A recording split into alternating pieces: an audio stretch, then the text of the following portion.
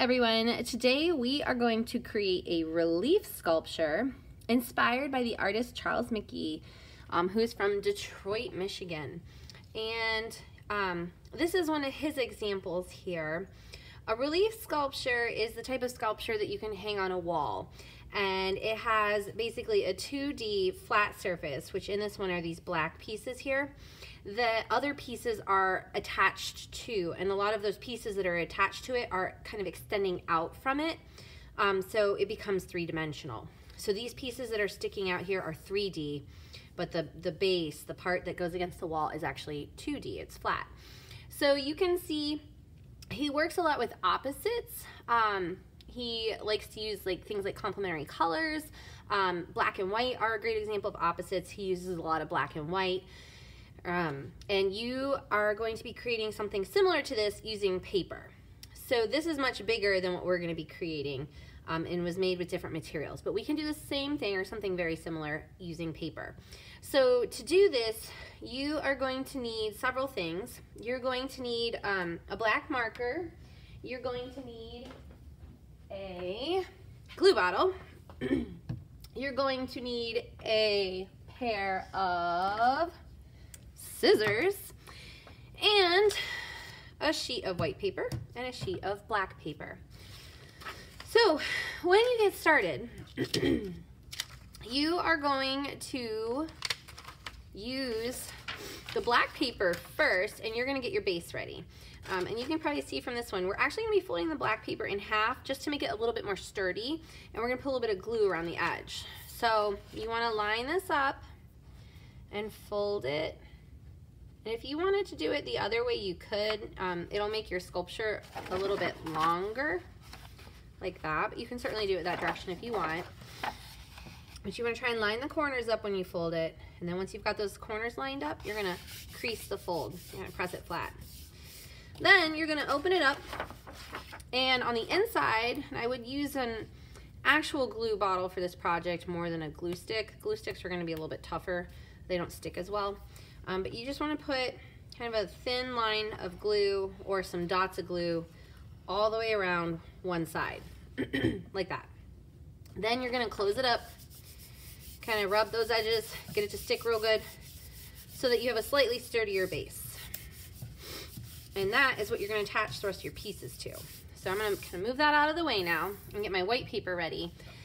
And to create these pieces, we're going to divide the white paper into strips. Now, I like to do a couple of them that are the longer direction first.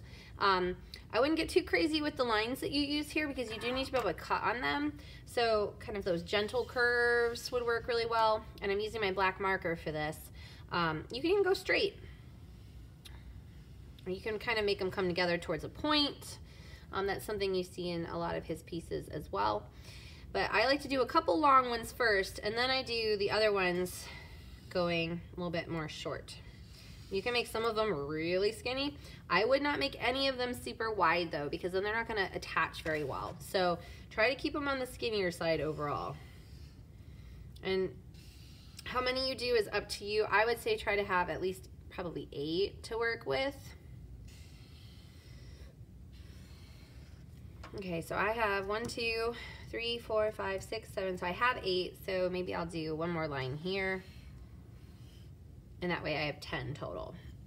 Okay, so now I want to add some patterns to these pieces. I could probably do the same pattern in a couple of them, but for the most part I want them to be different. I have this here that kind of shows some of the patterns that you might see in Charles McGee's work, but you can invent your own patterns too using different shapes and lines. Stripes is always an easy one. I'm using more of the side of my marker here, so I'm getting a thicker line. I can use the tip to get a thinner line, so I can kind of do both. So I can do stripes with thick lines and stripes with thin lines. You can also do a pattern with your stripes using different directions. So down in this piece, I've got these lines, and I actually think I'm going to color these in because I like to have some of my spaces colored in. And then I'm going to use the tip and do a thinner line in between. Add one more there. So you're just adding those different patterns into those spaces. And you can do polka dot patterns. You can do really big polka dots. You can also do really small ones. So you can use it more than once and just change the size. I like to have some of them bigger and colored in because it creates more contrast. It stands out better to have some of these bigger colored in parts. All right, and there's also things that you can do, like you could do the X's. To do that one, I actually start by dividing the strip into more of like a square space first, and then going corner to corner to make those X's. That way they fit across it.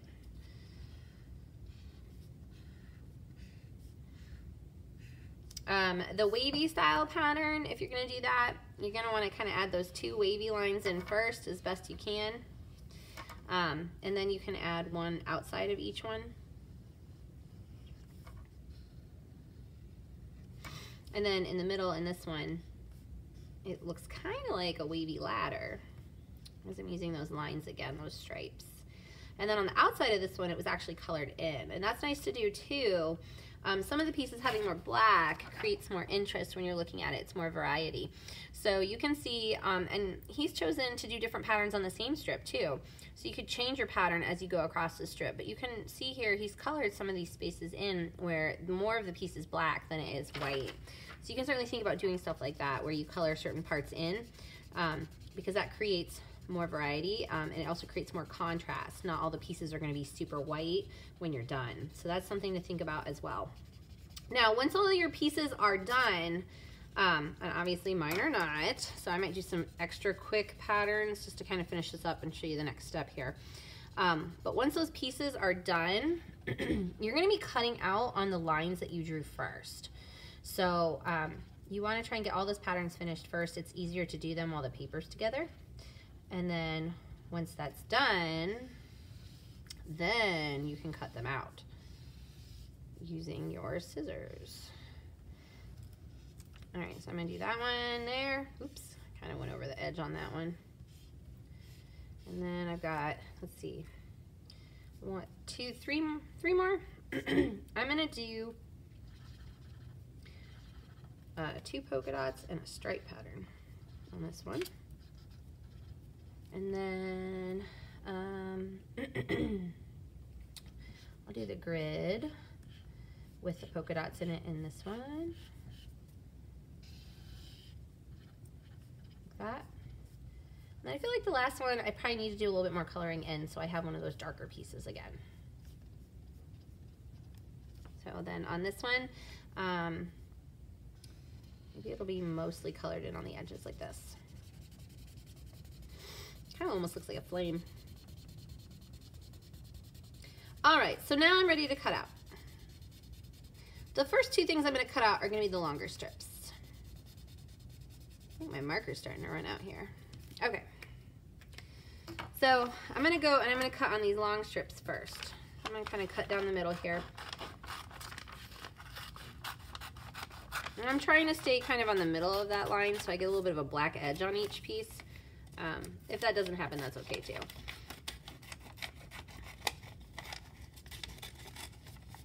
All right, so I've got my 2 long pieces now, and it'll be easier to cut these short ones since I can go from one edge of the paper towards the other.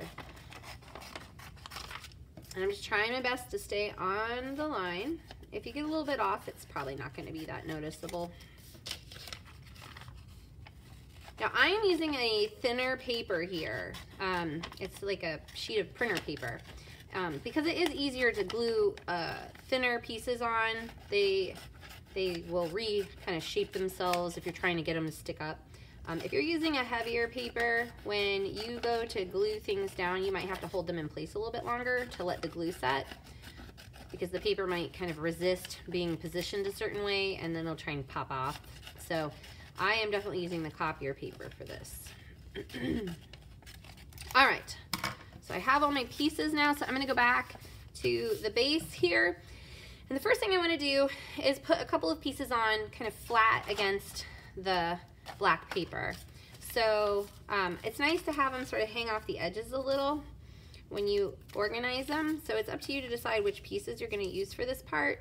But I definitely like to do the shorter pieces for this because the longer pieces work better to lift off more and they can go farther. And it is nice to do different angles when you add these pieces on. So I think I'm going to start with these 3 and then I might add another one on. So I'm going to kind of leave it where it's at and then flip it over. And I'm going to put some glue on the back, but I'm going to avoid the ends because I'm letting the ends hang off. And you know, you might get a little glue on the table. And then if there's a part where I need to go back, I can kind of go underneath and add like an extra dot just to hold that part down. And I'm just kind of rub, get the glue to stick real good so that it's holding on. So again, leaving the ends alone right now, just putting the glue in the middle. And then I think I'm gonna go add a little piece here because that's sticking on. And then I think I'm gonna do this one. Choices, I think I'll do it like that. So this one's mostly on the paper, so I can probably add a little bit extra glue on that one. And kind of wiggle it and rub it to get it to stick down. Okay, so I've got these 3. I kind of feel like I do want one more, maybe over here. Probably not that one. Maybe one that's mostly white. I like that, except I think I want the end to stick off. All right, so that's gonna be my last one. The rest of these, I am going to be making them more 3D. They're gonna stick off more. Okay, so I'm gonna start with a couple of these shorter ones first, and then I kind of weave the longer ones through it. So when you're adding these ones on, they are a little curly from the marker here. You're gonna wanna fold the ends under to make tabs that you can glue down.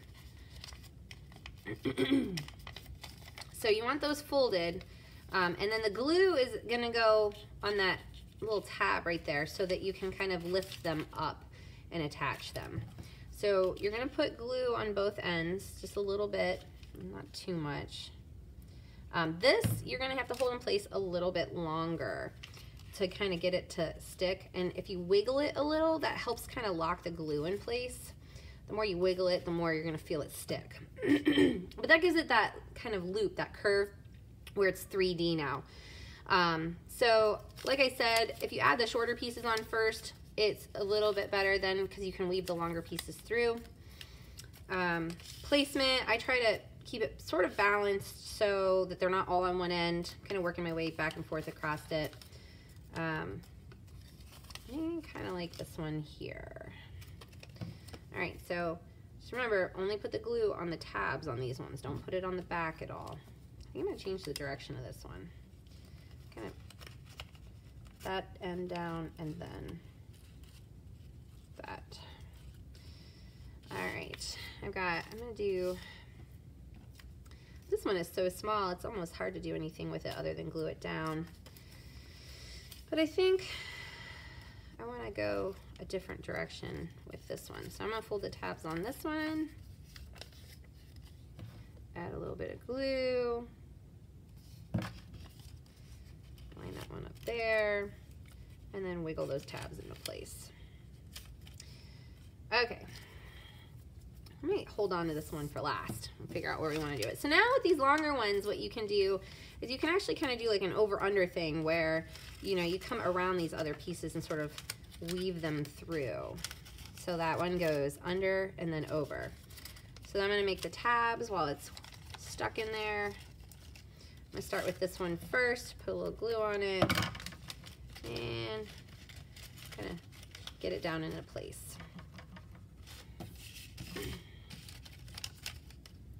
I think I'm going to come across to here.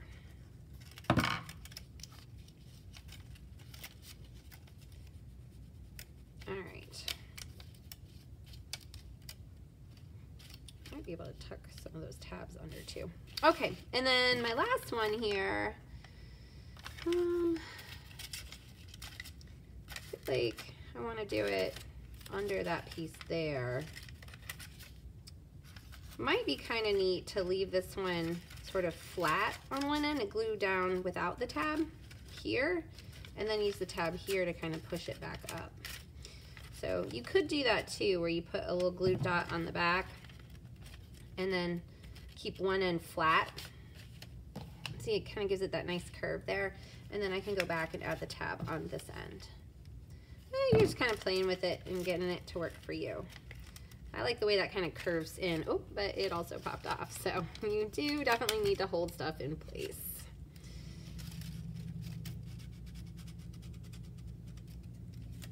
All right, that curved a little different the second time around, but it looks pretty good. And then I've got this last piece. Maybe it works in here, maybe it doesn't. Maybe I decide not to use it. I think I kind of want something sticking off over here. So maybe I like the bigger end. So maybe I add that one in last. I'm just gonna kind of glue down the back of it because it's a little bit too small to do much else with. All right, and there is my finished sculpture inspired by the work of Charles McGee. All right, I hope you have fun. I'll see you later.